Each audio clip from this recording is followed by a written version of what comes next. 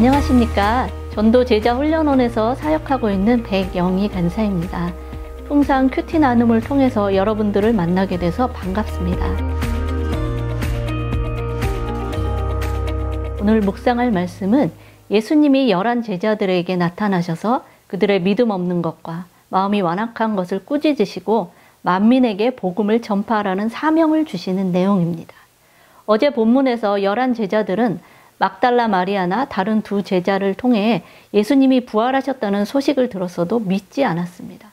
그러면서도 11명의 제자는 흩어지지 않고 모여있는 상황입니다.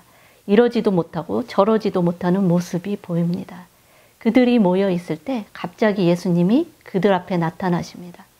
그리고 그들의 믿음 없음과 완악한 마음을 꾸짖었습니다.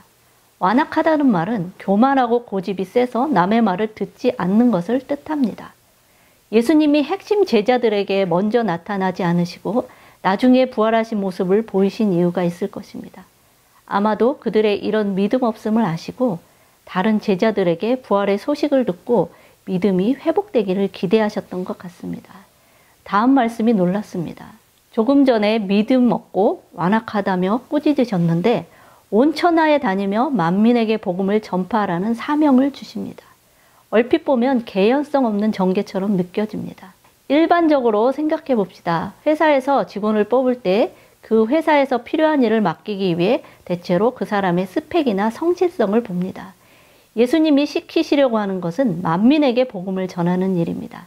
그 일을 하기 위해서는 어떤 상황에도 흔들리지 않는 믿음, 핍박에 굴하지 않는 헌신과 열정, 영혼을 사랑하는 마음, 하나님에 대한 충성심, 이런 요소들이 필요합니다. 본문에서 나타난 제자들은 이런 요소가 없어 보입니다. 여러분이 예수님이라면 어떻게 하시겠습니까? 그들을 포기할까요? 그런데도 예수님이 그들에게 사명을 주신 이유는 무엇일까요? 이 제자들은 모든 것을 버리고 예수님을 따랐던 사람들입니다. 그들은 예수님의 공생의 대부분을 함께 했고 그 어떤 제자들보다 밀도 있는 가르침을 받았으며 수많은 기적을 경험했습니다. 그들은 예수님의 부활로 온 세계에 복음을 전하기 위해 뽑힌 제자들입니다. 예수님은 쉽게 그들을 저버릴 수는 없었을 것입니다.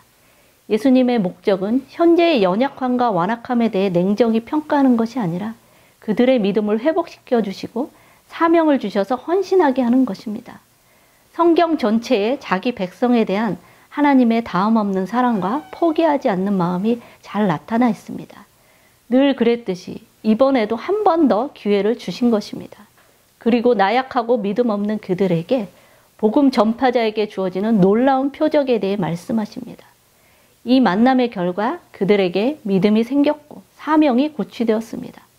자신들의 실수와 연약함을 뒤로하고 예수님이 주신 사명을 따라 나아갔을 때 복음이 전파되고 주님의 역사와 표적이 일어났습니다. 오늘 말씀을 통해서 믿음 없고 완악한 제자들과 다시 한번 헌신의 기회를 주시는 예수님을 발견했습니다. 우리의 상황에서 어떻게 이 말씀을 적용하면 좋을까요? 여러분은 지금 어떤 상황에 있습니까? 한때는 혼자서 지상명령 성취를 할 것 같은 열정에 마음이 뜨거웠던 적도 있었을 것입니다. 지금은 어떤 이유인지 모르지만 믿음이 작아지고 무기력하고 부족한 나의 모습에 실망이 되어 주저앉아 있을 수도 있습니다. 믿음이 작아지고 두려움에 빠진 제자들에게 예수님이 찾아오셔서 다시 한번 기회를 주셨듯이 오늘도 예수님은 여러분에게 말씀으로 찾아오십니다.